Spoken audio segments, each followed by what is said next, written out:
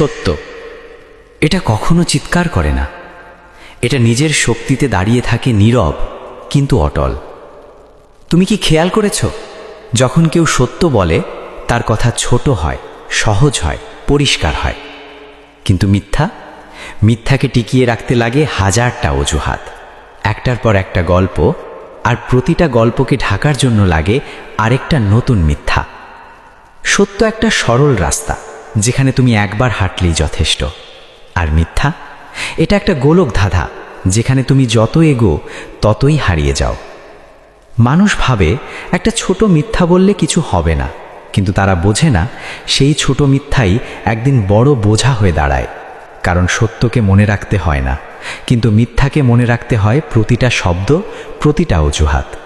আর একদিন তুমি নিজেই ভুলে যাও কোনটা সত্য আর কোনটা মিথ্যা। সত্য কখনো সাজতে চায় না, তার কোনো অলংকার লাগে না, কারণ সত্য নিজেই যথেষ্ট। আর মিথ্যা সেটা সবসময় নিজেকে সুন্দর দেখাতে চায়, কারণ ভেতরে ভেতরে সেটা দুর্বল। তাই আজ থেকে কম বলো, কিন্তু সত্য বলো। কারণ দিনের শেষে মানুষ তোমার কথার পরিমাণ মনে রাখবে না, মনে রাখবে তার ভেতরের সততা। সত্য সবসময় কম শব্দে বলা যায়, আর সেটাই তার সবচেয়ে বড় শক্তি।